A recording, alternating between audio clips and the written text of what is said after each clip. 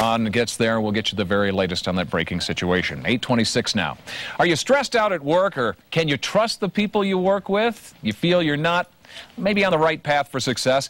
Well, calm down, take a deep breath, because Chuck Bolton is here. He's with the Bolton Group, and he's here to help get your career maybe back on track. And we thank him for coming in. Good morning, Chuck. Good morning, Steve. Thanks for having me. This is fascinating to me. Anything to do to help. It's basically relationships. It is indeed. I mean, and relationships are always somewhat difficult and messy sometimes. Absolutely. Contention and dealing with conflict is very tough to deal with, and we have that problem sometimes with our boss and our coworkers. But you've isolated and actually put into categories. Let's talk about bosses for first. Right. Give us an example of the 6 different types of bosses you talk about. Well, there's 6 different leadership styles that we see bosses use. Now, the situations leaders find themselves in are infinite in number, but they tend to come back to use one or a combination of the 6 styles. And the first style is the directive style of leadership, the old command and control. Do it now, get it done. Donald Trump. Donald Trump, exactly. You're fired. Yeah. Oftentimes accompanied with an implicit threat if you don't get it done. Now, that's a good style to use when something's critical to do right away, but the challenge is most situations aren't crisis situations. Well, so, okay, Donald Trump style. Give me 2 more. Another example would be the visionary style of leadership, setting up a vision for what could be in the future. It tends to motivate and pull people along. Good example is John F. Kennedy in 1961 said we're going to have a man on the moon by the end of the decade. That motivated a whole country. And indeed it happened. And indeed it happened. What about the coaching style you talk about? The coaching style of leadership has an enormously positive effect on working climate and motivating others, because you're really concerned about what that person's long-term aspirations are in their development. A good example is Phil Jackson of the Los Angeles Lakers. That's how he gets so much out of, well, he's a coach, first of all, but he also gets more out of these players in a unique way than any other coach we've seen on. He really does, because he connects with each individual, what their strengths, their weaknesses, their passions are, where they want to see themselves longer term. Now, is a top-level executive, that is to say a great boss, able to assess the situation and then be a coach, sometimes be a directive type, you know? Steve, absolutely. The best leaders are ones who use all 6 of the leadership styles at the right time and in the right situation to get the desired results. Conversely, a bad boss is one that just sticks to one style and will not change? Exactly. 1 or 2 styles and that's it. It's like the fireman that only uses an axe and a hose. And there are different styles that get different results and in a more positive way to pull people with you. What about coworkers?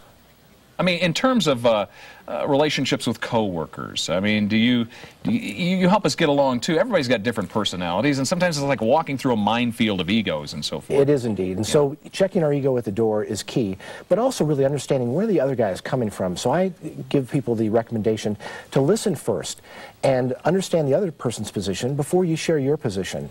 And then as you do that, and you still have a difference of opinion, you can ask the question, is there a way, Steve, that we could work to create a synergistic solution to our problem that may be different from yours, may be different from mine, but really is a way for us to reach something together? Chuck, is a good rule of thumb for an employee to try to put yourself in the boss's place? No question. Fly at 50,000 feet and think about the boss's pressures first. I think we have a tendency to worry about our own doings and our own departments and silos and so on. But think about what keeps a boss awake at night. And ask your boss, what keeps you awake at night? If you have any doubts, they'll tell you, and then you can do a much better job of managing your relationship with your boss. You know, it's interesting because a lot of employees feel they could do a better job being the boss. The boss. That's not always the case. It's not always the case. Bosses are under a lot of pressure as well. So as employees, we've got to take responsibility for managing the communication. And one of the things I suggest to my clients is once a month, set up a meeting with your boss and really go through 4 areas of your work. How are you meeting the boss's needs? How are you meeting your coworkers' needs? How are you meeting your clients' needs? And how are you meeting your peers' needs? Not just what's going well, but also what's not going so well. You're really anticipating the questions and issues the boss has. But what if your boss has a closed-door policy? I got no time for you.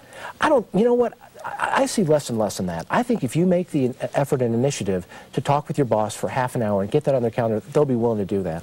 Very, very interesting. It's all in this book right here. It's called Leadership Wipeout.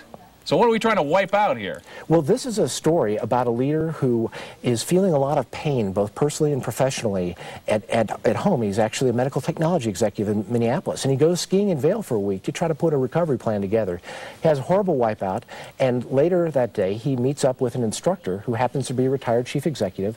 They ski for 5 days together, and through their discussions and our main character's reflections, he puts together a recovery plan, and it talks in depth about leadership styles and how to get back on track with bosses and coworkers. Excellent. Chuck Bolton, there's the book. You might want to pick that one up if you're having trouble at work. Thanks for coming in. Thank you, Steve. Good to see you. Good to see you. All right. Good Day continues, and coming up right here, Fernando Sergio with K Bueno Radio. Headed into the studio right now, and we'll talk to him as we do every Thursday, and this idea of internment camps. Man, there's a couple petitions out there. If you've missed this story, stay right here. We'll be right back. It's 8:31.